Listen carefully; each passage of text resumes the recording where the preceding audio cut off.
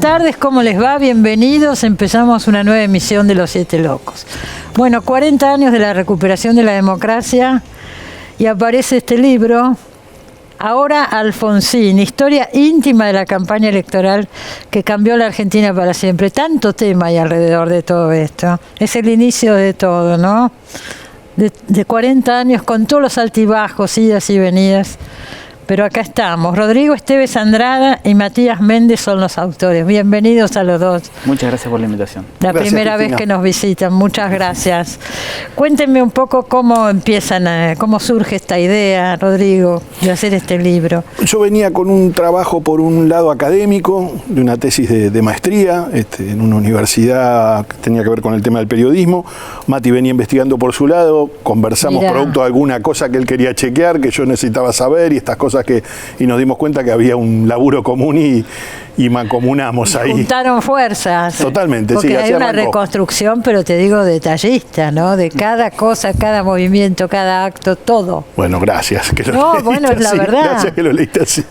No debe ser tan fácil hoy. Es otra época. Estamos hablando de una época que no había internet, por empezar. Recopilar el material. Sí, trabajamos mucho en los archivos. Muchísimo, muchos días, muchas horas ahí adentro. En papel, con los diarios. En papel, sí, claro, sí, porque... sí, y en la gran cantidad de hemerotecas públicas que por suerte hay, que gran cantidad no son pocas, gran cantidad de material hay en ellas.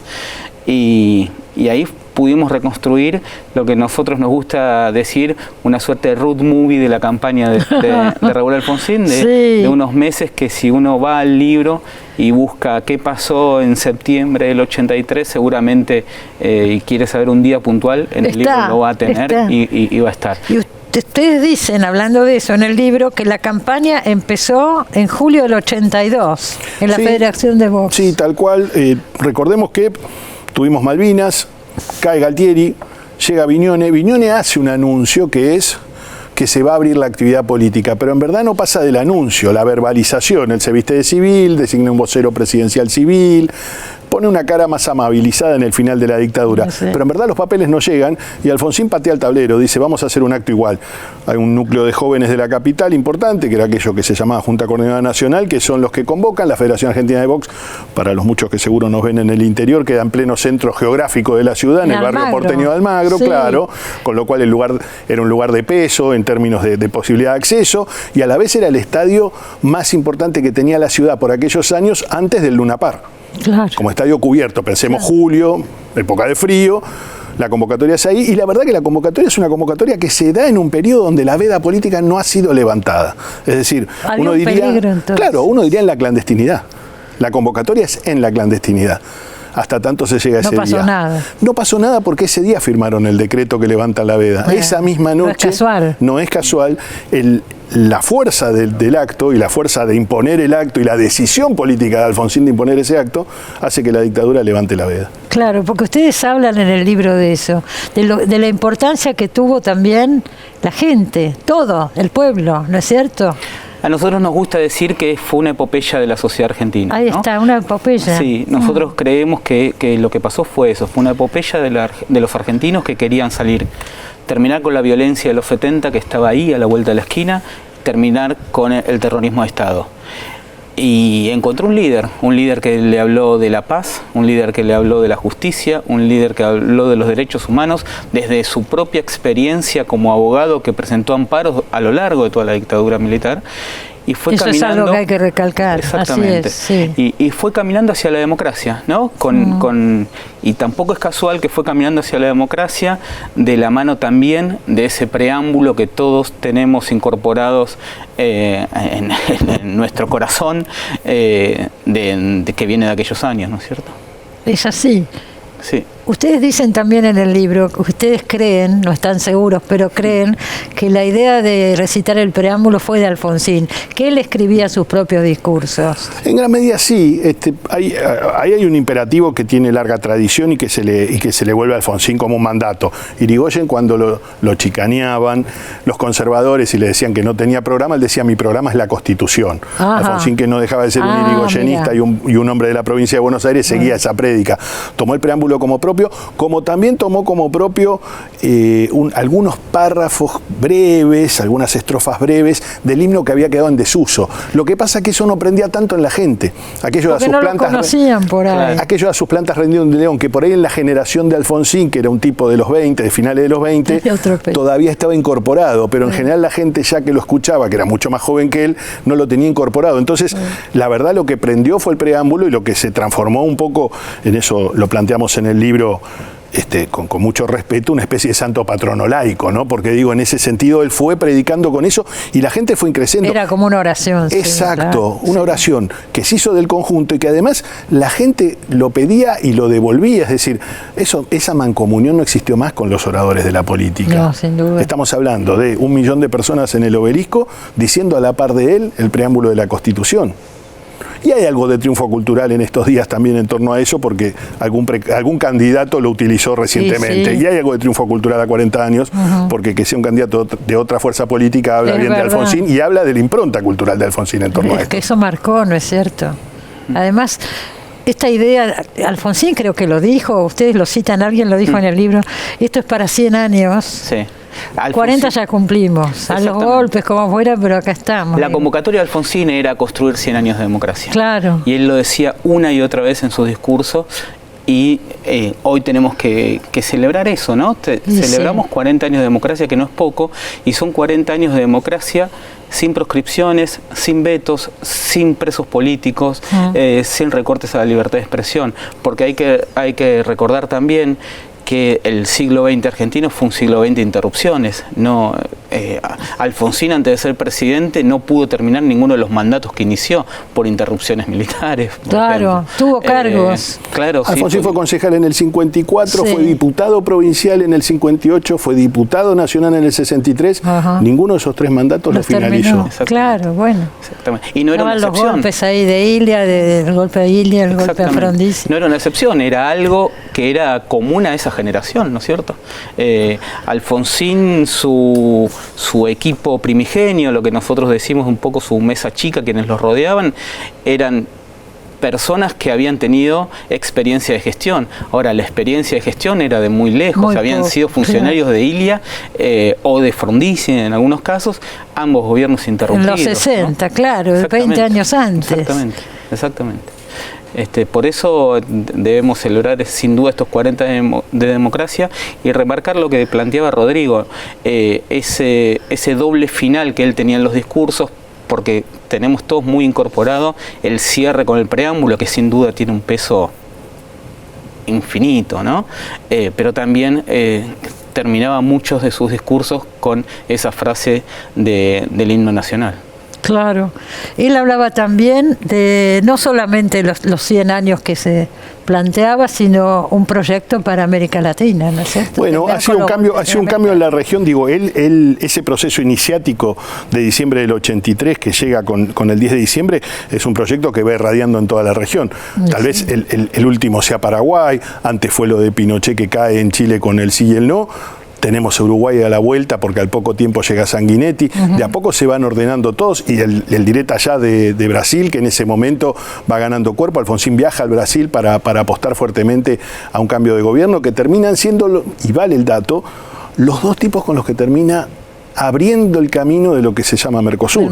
Claro, Sarney y Sanguinetti, 2 tipos surgidos de la voluntad democrática. Recordemos que en realidad era Tancredo Neves, fallece en el interín, asume Sarney, pero él logra ir amalgamando con esos hombres de la democracia, que son mucho más moderados que Alfonsín, que tal vez son, hasta si se quiere, más conservadores, que las salidas son mucho más condicionadas que la salida argentina.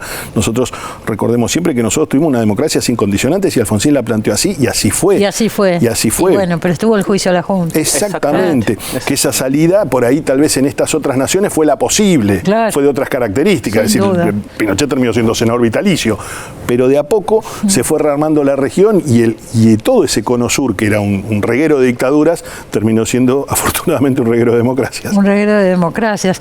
Hablamos también, en el libro se habla mucho de Luder, ¿no? La campaña también de Luder en ese momento, que también los actos convocaban una cantidad de gente extraordinaria. Exacto. Sí, tenemos un capítulo entero, un capítulo extenso, que le pusimos la derrota imposible, porque al peronismo para ese turno electoral nadie comprendía que pudiera perder, nadie tenía la capacidad, nadie se lo esperaba, pero aparte el peronismo había llegado invicto y además una estructuración discursiva de muchos años de la proscripción, por lo tanto, en las dos hipótesis siempre había sido invicto. Claro. Este capítulo es un capítulo extenso, muy respetuoso, de parte de dos exmilitantes radicales, así que imagínense que tratamos de ser lo más respetuosos. Ustedes son militantes radicales. No, fuimos militantes en nuestra juventud, ya no somos ni jóvenes ni militantes. En ese sentido, hablaba del capítulo, es un capítulo que pinta de cuerpo entero cómo fue ese peronismo. Es muy importante situar ese peronismo, es el peronismo de los 70 todavía. No era Cafiero. No, claro, es previo a la renovación, exacto. Que hay una mirada muy almibarada de los 80 en torno a la renovación. Es un peronismo previo a los 80, es el que todavía tiene latente el debate entre la patria socialista y la patria metalúrgica, y el primus inter pares es Lorenzo Miguel, el jefe de la patria metalúrgica, es decir, el dueño de la marca. Pero ustedes dicen y claramente en el libro que Alfonsín, cuando acusa a eso, al pacto militar sindical, ese tipo, pero no al peronismo, al contrario, él trata de incorporar. Sí, exactamente, ahí hay el señalamiento que hace es central. Luder hace una campaña que es tan multitudinaria como la campaña que hace Alfonsín. Sí. Si hay algo que signa esta campaña son los actos multitudinarios. Y un poco lo que se va jugando cuando uno ve los medios de la época es que el día a día de cómo iba la elección se va viendo la cantidad de actos. Que Luder metió 40.000 acá, que Alfonsín 30.000 No había encuestas. No, las encuestas eran en periodos más largos, no había estas encuestas del día a día que hay hoy. Claro. Y este componente del discurso de Alfonsín para nosotros es central, porque Alfonsín nunca tuvo, Alfonsín no fue gorila ni en sus inicios, Jamás. ni durante su campaña electoral, ni durante su presidencia, ni en sus últimos años. Y en el discurso de campaña, él se ve claramente, hay un discurso, para mí, en términos estratégicos, de claramente elegir un adversario, corporizado en Lorenzo Miguel, corporizado incluso en Herminio Iglesias, hablar de la burocracia sindical, hablar del pacto sindical militar, que tenía muchas raíces, porque por supuesto el sindicalismo tenía un diálogo en muchos casos fraterno con los militares, que no venía solo de la última dictadura, pero al mismo tiempo hablarle al pueblo peronista. Sí.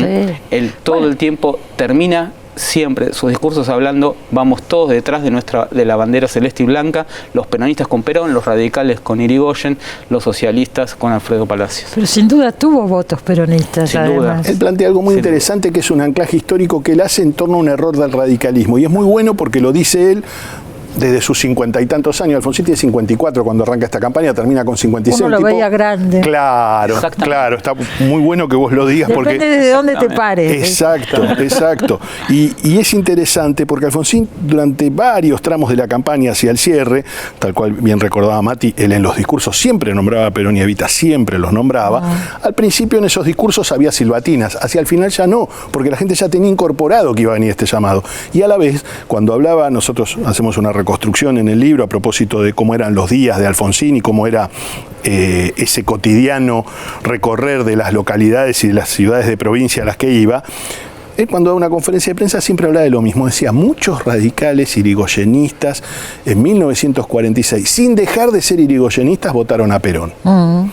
Ahora sepan que en 1983 muchos peronistas, y él aclaraba, sin dejar de ser peronistas, me van a votar a mí. Por lo tanto, él decía, los invito a que aprendan a perder, sepan perder, bla, bla, bla, bla, bla, que era lo que le solía decir al peronismo, como instándolo a que entiendan que la cosa se iba a dar vuelta.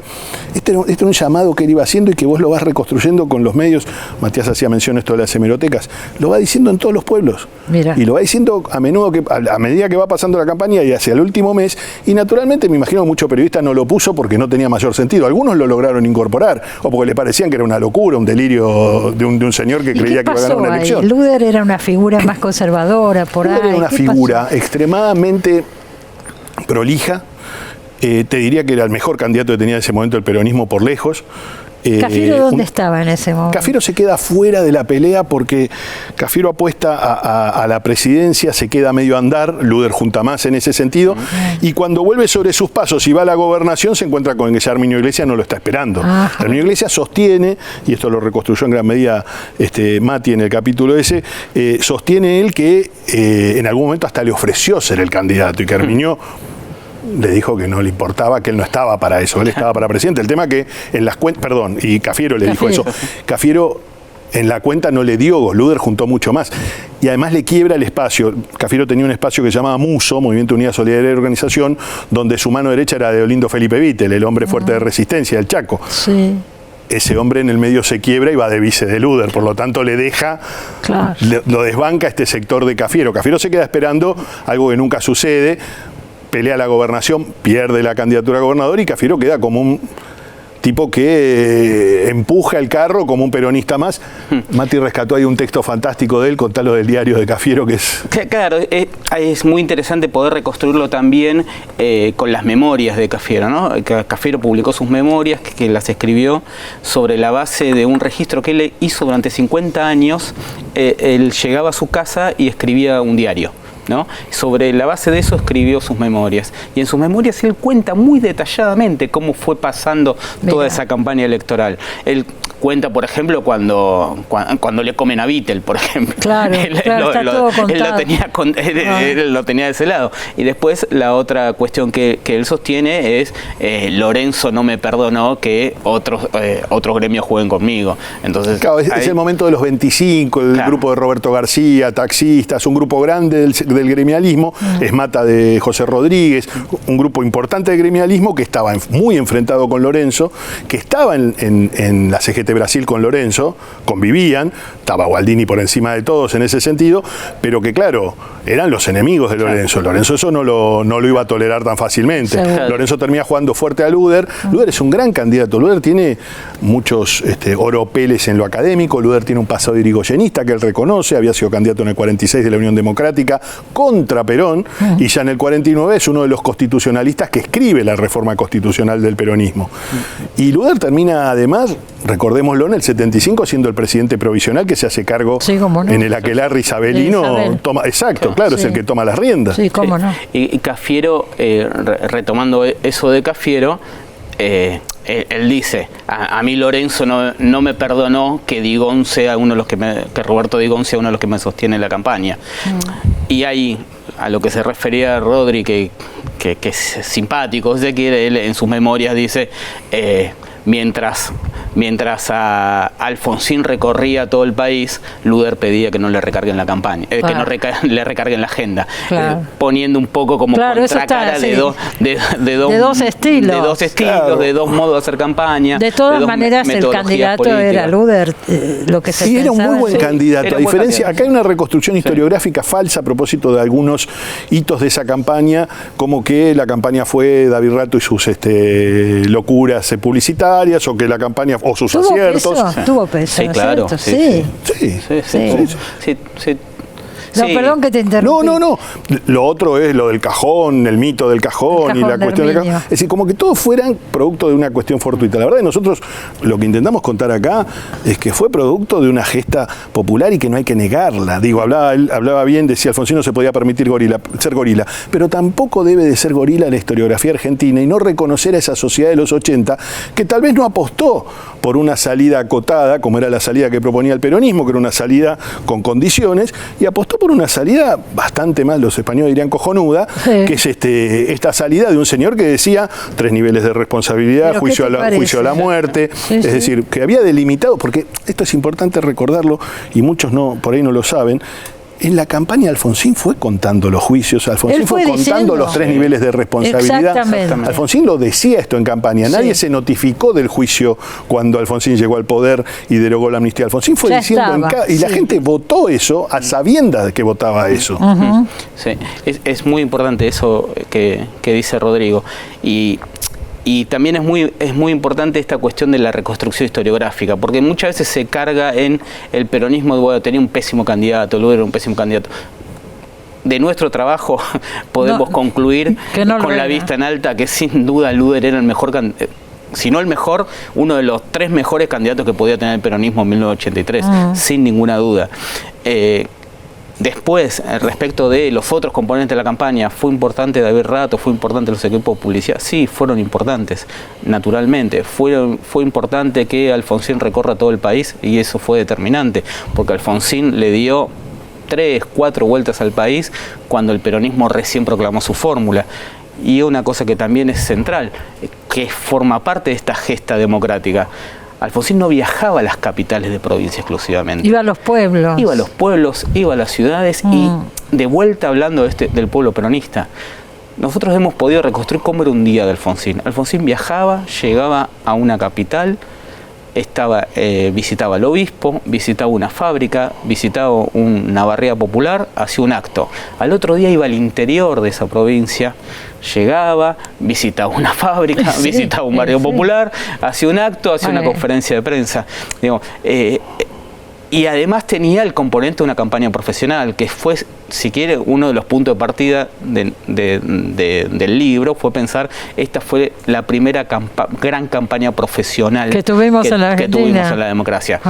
Pero esa campaña profesional estuvo apalancada sin ninguna duda en una gesta, una epopeya democrática que votó esto que planteaba Rodrigo. Alfonsín fue contando lo que iba a hacer y lo hizo en los primeros días de gobierno. Exactamente, y con un apoyo popular tremendo que además se vio ya después en Semana Santa, lo vimos, claro. La gente estaba en la calle dispuesta, ¿no es cierto? Sin lugar a dudas, sí, es que en gran medida, si nosotros tenemos estos 40 años, ha sido porque esa sociedad se jugó la vida en ese momento. Nadie sabía cómo se resolvía eso. Sí, seguro, no. La angustia yo la recuerdo perfectamente, ¿no es cierto? Ahora, es muy interesante también ver en el libro las diferencias, campañas sin las redes, cambió todo, ¿no es cierto? Cambió todo. Ustedes cuentan acá el día de las elecciones que Alfonsín está esperando el resultado en una quinta de no sé qué amigo con 2 líneas de teléfono y no sé qué. Así es, un productor televisivo de aquel momento que falleció, era en pandemia, Alfredo Doricio, él en Boulogne, aquí muy cerca, en zona norte, se vino con su familia, comió algo, se durmió una siesta como buen dirigente radical de Chascomús, una larga siesta, muy relajado, pues sabía que estaba todo jugado, y cuando empezaron a llegar los resultados, empezaron todos a pujar por tomar el teléfono, porque había muy pocas líneas telefónicas y todos querían saber cómo había salido su pueblo. Era la época que no había teléfonos. No había teléfono en la casa. Conseguir un llamado al interior era pedírselo a una operadora.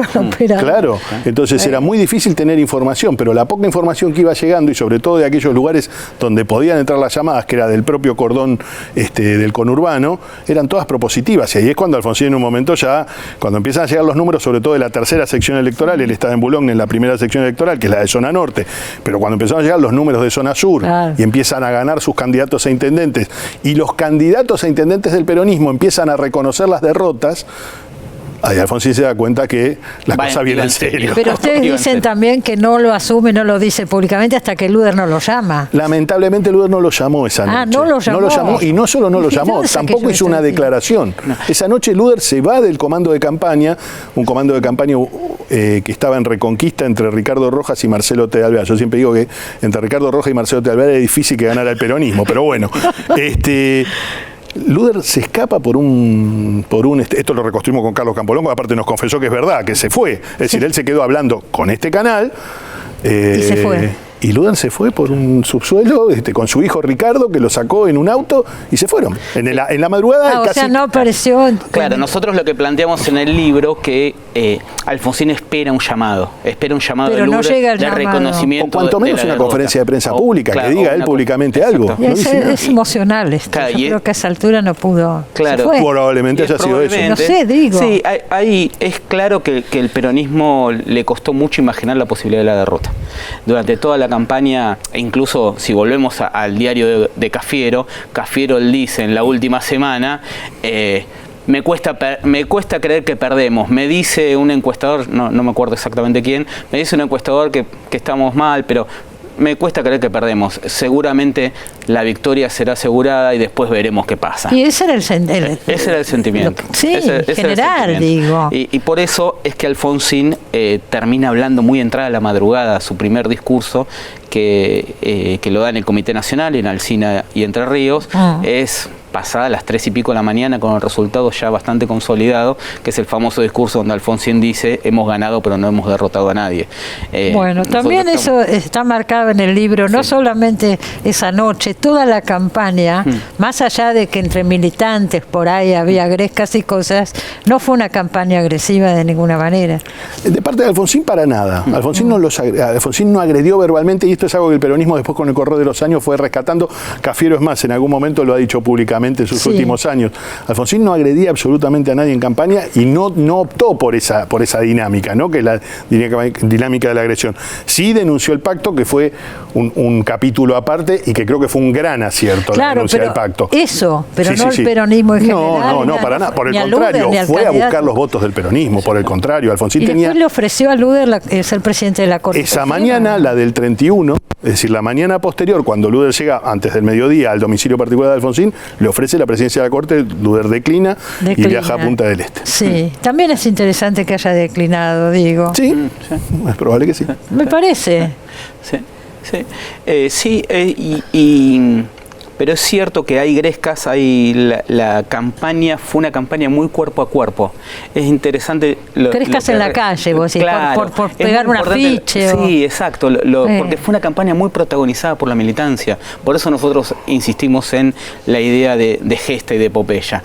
Fue una campaña que se hizo cuerpo a cuerpo, donde en estos momentos que vivimos la tercerización y aparecen consultoras por todos lados, esa campaña la hizo gente de carne y hueso parada en las esquinas, era pintando paredes. Claro. La prehistoria, estamos hablando. ¿Ustedes cuántos años tenían cuando pasó todo esto? Yo era adolescente, yo iba al colegio secundario, participaba activamente, como un militante secundario. Yo tenía 10 y solo acompañé a mi padre de la mano a los festejos y al obelisco. ¿Y esta foto de la tapa, que es lindísima? Esta es una foto de uno de los grandes fotógrafos que tiene la fotografía argentina, que es Dani Yaco. ¿Cómo no? Dani Yaco. Sí, un gran fotógrafo y la verdad que una persona muy generosa. Esto en algún lugar. Es un acto en Oberá.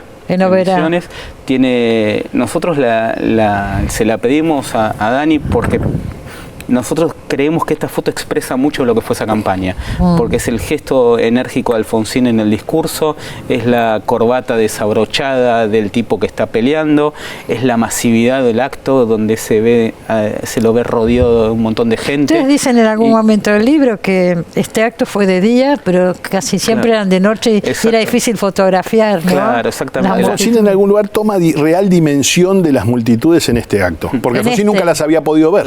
Claro, porque los hacían la nocturnidad, con un alumbrado público muy distinto al que tenemos hoy. Claro, no había LED y esas cosas. Nada de eso, claro. Entonces era muy difícil ver en el panorama, ver la cantidad de gente que había. Alfonsín le decían, juntamos mucha gente, sabía que se había juntado mucha gente, tenía presente lo que había sido la campaña del 70, del 72 de Balbín, pero en verdad no lo veía. Acá sí lo vio. Y acá salió sorprendido, más allá de lo energético que pueda tener el pueblo en el litoral, Misiones, el Zapucay, los paraguayos que cruzaron muchos del exilio, estaba en la época de Domingo Laíno, que aún vive, del Partido Liberal Radical Auténtico, entonces había miles de paraguayos también que estaban pujando por su vuelta a la democracia, con la esperanza de que Alfonsín trajera la democracia a la Argentina y a la región, algo que vos planteabas en el inicio de la charla. En definitiva, este acto fue un acto que para él, y él lo ha reconocido con el correr de los años, fue un acto que lo marcó. Sí, fue un acto que fue bisagra en la campaña y bisagra en él personalmente.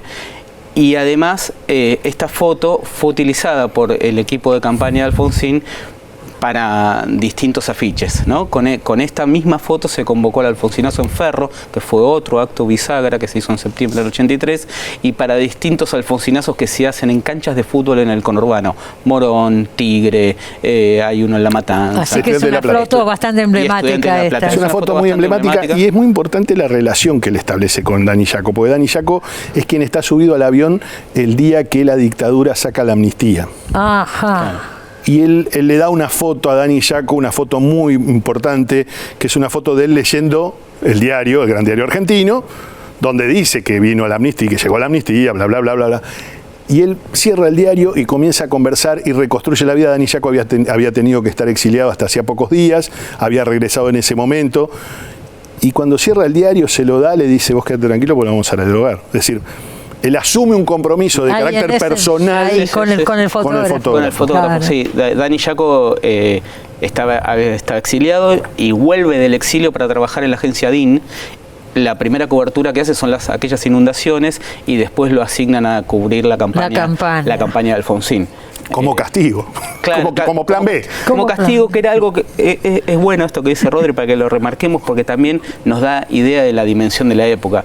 En casi todas las redacciones, cuando había que asignar quién cubría a quién, en general los jefes elegían cubrir al peronismo porque era el que iba a ganar. El que iba a ganar, claro. Entonces, Dani Yaco, como castigo, le toca cubrir. Como es el nuevo, anda a cubrir al Alfonsín. Como es el que no va a pasar nada. Anda a cubrir al Alfonsín. Una gran visión política. Y eso pasó en todas las redacciones. Pasó en todos los diarios. Sí, tenemos testimonio por lo menos 3, 4, 5 colegas. Bueno, han hecho un gran trabajo realmente, pero súper detallado. ¿Cuánto tiempo le llevó a hacer toda esta investigación? Bueno, nos encontró en el medio la pandemia, claro. Sí. Así que nos demoró, sobre todo en las entrevistas, nos demoró porque queríamos entrevistas personales y a veces las entrevistas tiene un montón. Vía Zoom no tienen es lo el mismo. Mismo, no, ya sabemos que no es lo mismo, pero llegaron a tiempo y salió para los 40 años. Exactamente. Gracias por haber venido a los dos. Sumamente agradecidos nosotros. No, muy importante recordar todo esto en este momento. Sí. Bueno, enseguida volvemos, no se vayan.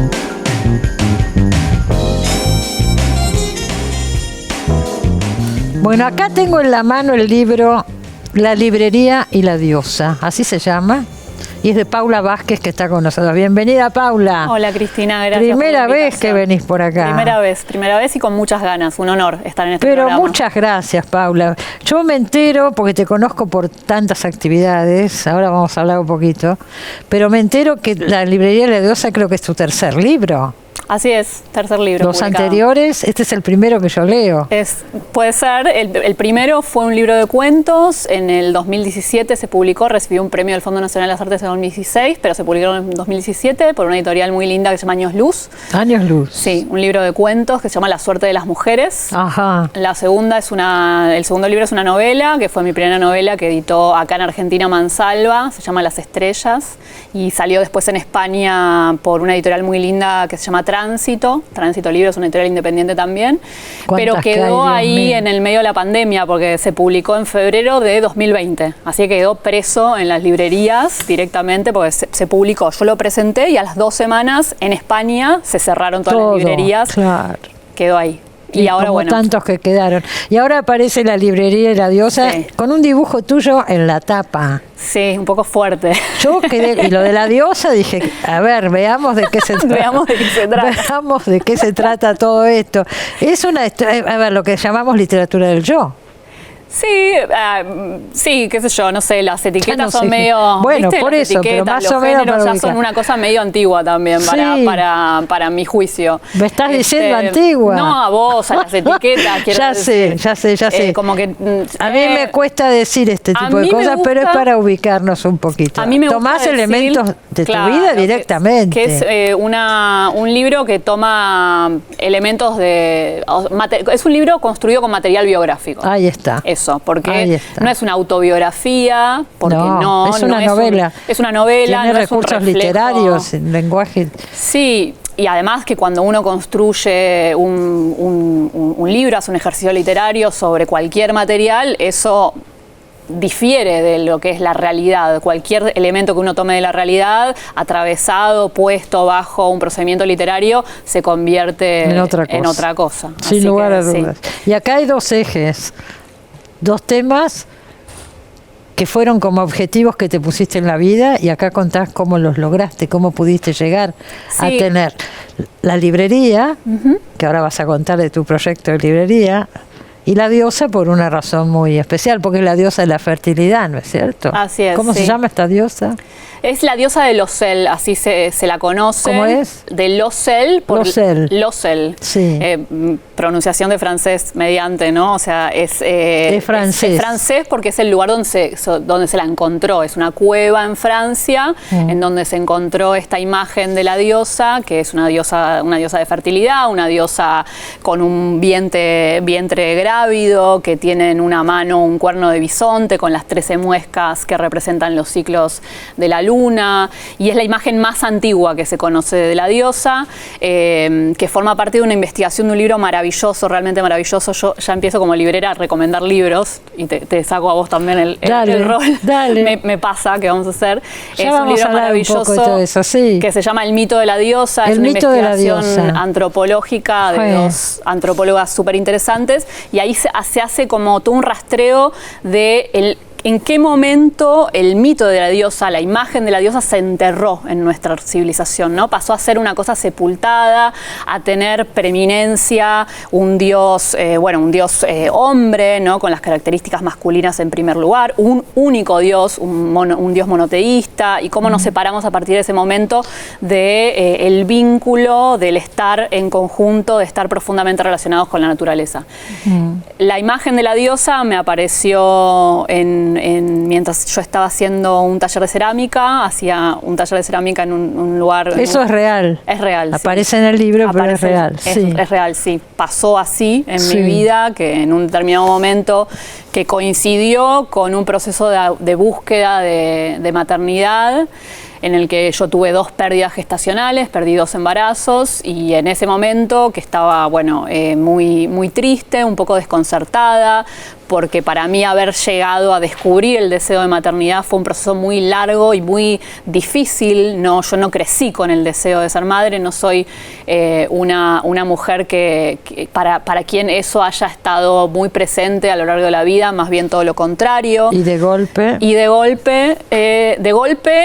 No tan de golpe podría haber sido la muerte de mi madre, que fue el momento, ese sí que fue un golpe, y a partir de ahí es donde un poco, de hecho cuento en el libro, ¿no? Que conozco muchas otras mujeres a las que el deseo de maternidad o que tuvieron un hijo durante un proceso de duelo, ¿no? Esta cosa de la vida y la muerte tan pegaditas.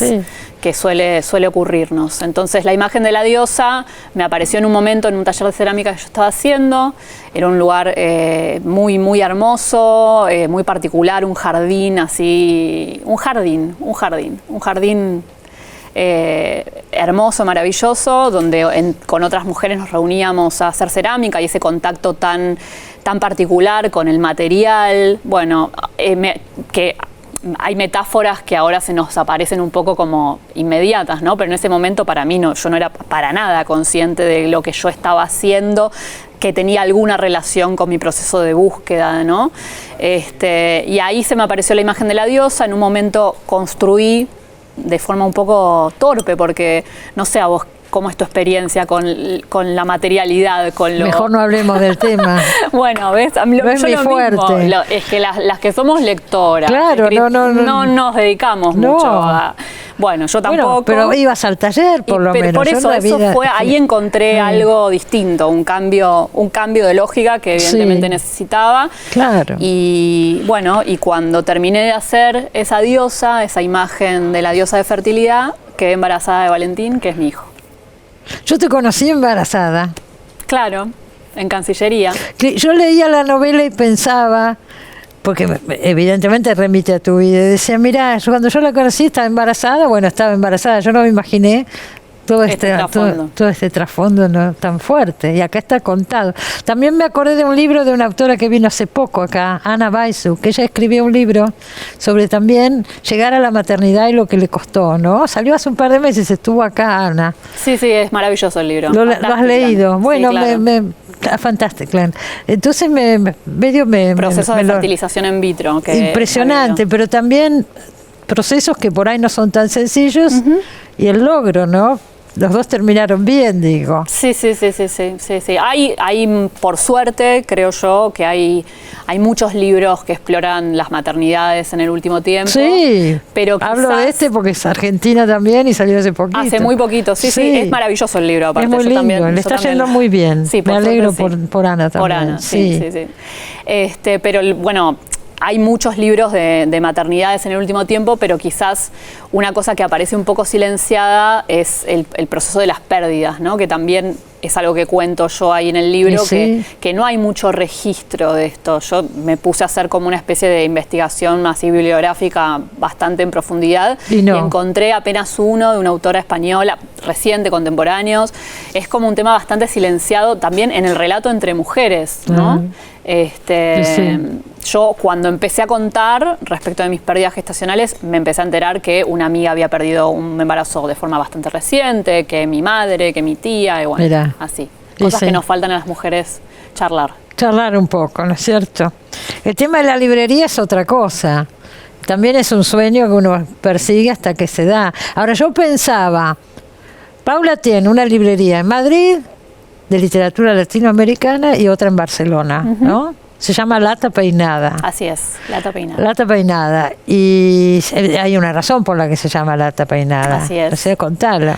Bueno, es en homenaje a un libro que se llama Lata Peinada, una novela de un autor argentino que se llamaba Ricardo Celarrayán, un autor, podríamos, semi-contemporáneo de Borges, pero que siempre permaneció muy en los márgenes, que de hecho hizo como una especie de culto de ese ubicarse en los márgenes, que su literatura también transita por lugares que no son tan comunes en la literatura argentina, ¿no? Hace un culto del fragmento, de la oralidad, y paradojalmente tiene poemas que son absolutamente prosaicos y muy transparentes, sencillos de leer, y lo que es su obra narrativa de prosa es todo lo contrario, ¿no? Son como cosas mucho más herméticas. Y se lo empezó a rescatar en los últimos años. Sí, ¿no? de hecho alguien me dijo hace poquito que en una película que se llama Los Delincuentes, que está ahora en cartel, ¿cómo no? Aparece un texto de yo no la vi todavía, pero yo tampoco la vi, pero ya la vamos a ver. Sí, me lo dijeron. Tiene muy buenas críticas esa película. En el Festival de Mar del Plata me hablaron de eso, así que tengo muchas ganas de verla también. Bueno, ya la vamos a ir todos a ver. Y hablan de Celarrayán en la película. Aparentemente aparece un texto de él, no sé si lo lee Fabián Casas, que de hecho es yo accedí, o sea, conocí a Celarrayán a través de Fabián Casas. Vos ibas a un taller con Fabián Casas. De poesía, sí, fui a taller desde muy chica, desde los 14, 15 años empecé a hacer taller. Acá en Buenos Aires uno levanta una piedra y aparece un taller literario, así somos. Entonces eso también marca mucho, ese es un poco también el germen de la librería, porque aprendemos que la literatura es un ejercicio colectivo, ese trabajar en taller con otros, lo que uno escribe, hace que al quiebre de que haya una voz única autoral, ¿no? O sea, esa idea del autor recluido en un lugar. Sí, tal ¿no? cual. Sí. Eso, por lo menos en mi experiencia, yo no siento que sea así. Entonces, cuando pensamos en la librería, que surgió desde el taller de Fabián, porque ahí yo estaba en el taller con un amigo mío, que es mi socio, que se llama Ezequiel Naya. Ah, ¿lo conociste en el taller? No, es amigo mío hace muchos años, de los 17 pero iban años. Los dos al taller. Pero íbamos los dos al taller, sí. Y en una de esas charlas, después del taller, se nos ocurrió así como una especie de rayo de revelación de que teníamos que abrir una librería en Barcelona. Pero por eso digo, abrir una librería, ¿pero por qué en España? Bueno, yo viví en Barcelona hace muchos años, cuando era abogada aparte, en otra época de mi vida. Eso es de por vida, ¿eh? Sí, eso es para siempre. Es cierto, es la adquisición de un lenguaje secreto que nunca se olvida. Pero yo ejercí, hasta hace 2 años ejercía de abogada también, así que, pero eso ya no lo hago más. Viví en Barcelona hace muchos años, hice una maestría allá, y Ezequiel también vivió, de hecho, él seguía viviendo allá, estaba por acá una temporada cuando hicimos el taller juntos. Y vieron que había un nicho ahí. Y los dos teníamos un vínculo así como muy potente de cariño así tremendo por Barcelona, y teníamos ganas de hacer algo juntos, los dos escribimos, somos muy lectores los dos, y bueno, y ahí apareció muy amantes de las librerías, como cualquiera que es lector. Pero nunca habían tenido una librería. Nada, ni una librería, hay que ni una saber editorial, ni absolutamente no habían nada. trabajado en el sector Aprender desde cero un oficio absolutamente nuevo, porque uno se imagina, y esto es siempre que contratamos un librero, una librera, siempre digo esto, ¿no? Como si pensás que vas a tener tiempo para leer, trabajando en una librería, olvídate. No, falso. La librería se trata básicamente de mover cajas, planillas de Excel, es un trabajo muy físico, cargar cajas de libros de un lado a otro. Pero si vos te planteás abrirla en España, sí. ya te planteas problemas extras, porque hay que llevar los libros a España. Bueno, son los libros latinoamericanos. Claro, la particularidad es que son libros de autores y autoras latinoamericanos que circulan en España, por supuesto, porque se venden en España libros de autores latinoamericanos, pero nosotros nos queríamos enfocar en las editoriales independientes latinoamericanas, que son las que renovaron el catálogo. Y acá son tan fuertes, voces. Hay tantas. Sí, no sé en acá, los demás países sí, también. En toda Latinoamérica. Es un fenómeno realmente muy particular de toda Latinoamérica, de la gran potencia de las editoriales independientes. Y ustedes trabajan con esas editoriales. Ese es nuestro nicho particular, que hacemos importación propia y llevamos a España libros que no circulan en España, que no tienen distribución en España. Es como que somos nosotros también nuestra propia distribuidora. Claro. Entonces compramos en Argentina, compramos en Colombia, compramos en México, compramos en Bolivia, compramos en Chile, Mirá. a distintos distribuidores, más chiquitos, más grandes. Algunas editoriales tienen su propia agrupación de distribuidoras, entonces es más sencillo. Hay otros que es muy más artesanal. Bueno, así vamos. Es un trabajo artesanal, apasionante, que todos los días se reinventa, porque todos los días hay que descubrir editoriales nuevas, hay que estar al tanto de los autores y autoras que van surgiendo en cada lugar. Tenemos, por ejemplo, una caja literaria que se llama el Club del Libro, en donde todos los meses sí o sí mandamos a nuestros suscriptores un libro de editoriales independientes latinoamericanas. Generalmente son primeras novelas, por ejemplo. Entonces sí, pero bueno, eso es maravilloso. O sea, pero es bárbaro. Es la excusa también para estar todo el tiempo en contacto con esa gran circulación que tiene la literatura latinoamericana. Y además organizan un concurso, tengo entendido. No, un festival. Y un festival. Hacemos un festival todos los años. No. Concursos por ahora. ¿Quién te dice? Quizás por algo lo dije. Y un festival de literatura latinoamericana. Sí, todos los años. Este año hicimos la 5ª edición. Es un festival muy, muy lindo que hacemos esta vez fue 3 jornadas. Y la primera jornada la inauguramos por primera vez en la Biblioteca García Márquez, que es una biblioteca del Sistema de Bibliotecas de Cataluña, que no sé si la conoces, pero es maravillosa. Fue elegida como mejor biblioteca del mundo. Mirá. Este año.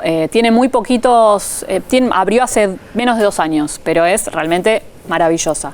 Hicimos la primera jornada ahí porque trabajamos muy bien con ellos y bueno, siempre está bueno lograr trabajar en conjunto con distintos medios locales. Sí, por supuesto que sí. Y yo te pregunto, ¿cierran los números? ¿Les cierran? No sé, ya decir que ganen es mucho. No, eso ni soñar, o sea, pero no pierden. Yo creo que nadie que se ponga una librería lo hace pensando no, bueno, pero también hay que sostener. Obviamente que es un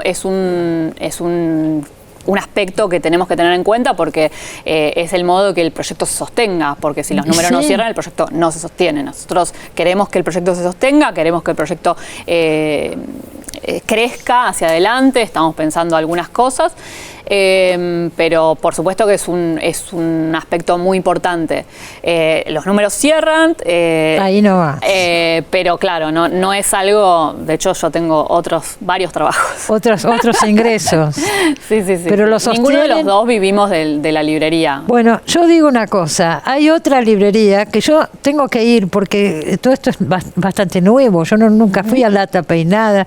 Y hay otra, yo sé, de 2 periodistas argentinos. Olavide, en Madrid. ¿Cómo se llama? Olavide. Olavide. De Daniel Ulanowski y Raquel Garzón. Así es, abrieron hace. Y también venden libros argentinos latinoamericanos. Ellos venden libros en general, o sea, es una librería generalista. General. Sí. Pero bueno, obviamente que también tienen una agenda de actividades de autores argentinos. Si alguno tiene la suerte y se va a España, hay que ir a conocer estas librerías. Ahora justo dentro de poquito ellos hacen una actividad súper interesante que lo estamos organizando también con la agregada cultural nuestra en Madrid, que es una charla sobre los 40 años de democracia con Fernanda García Lao. Que está allá, Méndez, está viviendo allá. Y Clara Obligado. ¿Quién más? Clara Obligado y quién más. Ezequiel Méndez. Y Ezequiel Méndez. ¿Viven allá? Sí. Claro, autores argentinos, bueno, Clara Obligado está hace muchos años. Hace muchos años. Y Fernanda volvió ahora hace poco. Ahora hará 2 años que está viviendo allá. Sí. Se nos están yendo, decimos, no sé, vamos. No, pero Fernanda igual, ella vivió en España de chica muchos años. Por supuesto. Tiene como siempre un pie de cada lado. Es hija de exiliados. Así es. Es hija de exiliados. Bueno, más allá de todas estas actividades, yo la conocí a Paula, embarazada, como decía recién, porque tiene un cargo y es directora de Asuntos Culturales de la Cancillería. Cargo muy importante porque se ocupan de toda la imagen argentina cultural en el exterior. Sí, la función de la Dirección de Asuntos Culturales es el impulso de la cultura argentina a fronteras afuera. No es poca cosa. No, a mí más que un cargo me gusta decir que tengo un trabajo, que es un trabajo muy desafiante, pero muy, muy hermoso. Realmente para mí estoy muy feliz con todo lo que hacemos, con el equipo que trabaja en la dirección. Hay gente que está ahí de muchísimos años. De muchísimos años, gente hace menos, que se fue incorporando con el tiempo, pero hacen un gran trabajo y bueno, es muy lindo. Se ocupan, por ejemplo, de la Bienal de Venecia. Por ejemplo. Tantas veces hemos hablado acá en el programa de la Bienal de Venecia, de la Feria de Frankfurt, la Feria de Guadalajara, son las más importantes, ¿no es cierto? Sí, tenemos un programa que iniciamos hace 2 años que se llama Plan Libro Argentino, que reúne algunas herramientas que ya tenían largo recorrido, como el programa Sur, sí. Que aprovecho también a contarles a todos los escritores y escritoras que nos ven, porque es muy importante que se conozca que es una herramienta que funciona muy bien en el Estado argentino. ¿El programa Sur? Sí. Lo hemos hablado acá un montón. Empezó el programa Sur cuando Argentina fue invitada de honor a Frankfurt en 2010 y es una política de Estado y se ha mantenido con los cambios de gobierno, con todo. Ya lleva más de 1.500 títulos traducidos a otras lenguas, así que... Si alguna editorial extranjera quiere traducir un texto argentino, la Cancillería subvenciona la traducción. Exactamente, es así. Bueno, eso ayudó a que muchos escritores nuestros se conozcan, se puedan publicar en el exterior, ¿no es cierto? Sin duda, sin duda. Bueno, y tantas otras cosas. Bueno, la Bienal de Venecia, ¿no es cierto? Así es. El año próximo va Luciana Lamote. Luciana Lamote va a ser la artista que va a representar a la Argentina en la próxima Bienal de Venecia. En la próxima Bienal, sí. Estamos ya en plena preparación de toda la parte administrativa medio aburrida que hay que armar. Pero no solo la administrativa, hay que armar toda esa obra. Sí, también, por supuesto, pero eso se arma allá. Cuando viaja, se arma allá todo eso, unos meses antes. Es muy importante, es una vidriera importantísima del país. Y el proyecto de Luciana es maravilloso, así que ojalá cuando lo presentaron. El año que viene. Es muy posible que estemos allá. Hemos ido varias veces. Cuando podemos, vamos. Y lo mismo, estuvieron en la Feria de Nueva York, hace poco. La Feria del Libro de Nueva York, pero aparte hicimos algo muy importante, que fue las primeras jornadas de literatura argentina en Harvard. Que estuvo Martín Cohen y Gabriela Cabezón Cámara estuvieron en Harvard y ojalá se sostengan estas cosas. A ver, cuesta mucho conseguirlas, ¿no? Entonces que sean políticas como el programa Sur que se ha mantenido. Por ahí no es el momento más brillante económicamente. Pero siempre hay formas, siempre algo se puede gestionando hacer. Creativamente, asociándose con otros. En el mundo la cultura argentina es muy, muy apreciada, muy requerida. Entonces también merecemos ese lugar. Es algo... Por ejemplo, lo de Harvard lo hicimos en convenio con ellos y ellos pagaron gran parte de lo necesario para que viajen estos escritores. Exactamente. Entonces ese es el modo en donde en estos momentos, tenemos que buscar esas alianzas. Exactamente, alianzas. Interés hay afuera. Interés súper. La cultura argentina, de todo, no solamente de la literatura, sino por supuesto, el cine, el teatro. El cine ni hablar. Sí, el cine, de lo que fue en 1985 como último ejemplo. Pero muchísimos ejemplos podríamos tener.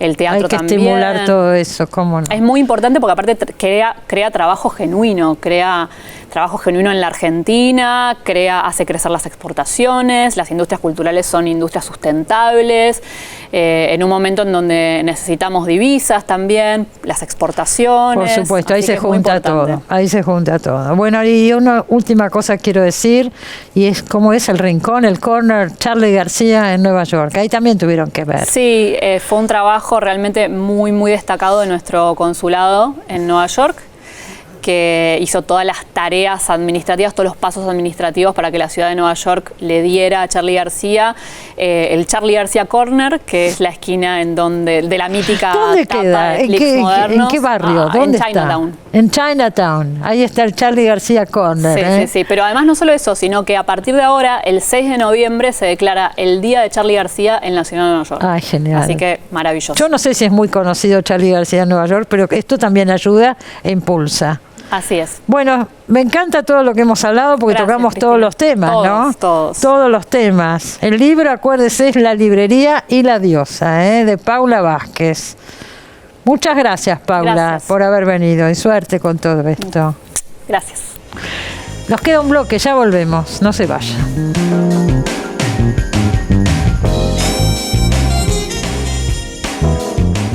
Bueno, se nos terminó el programa. No nos queda tiempo, quería recomendar unos libros, pero se nos fue el tiempo. Así que nos despedimos. Mañana vamos todos a votar, ¿eh?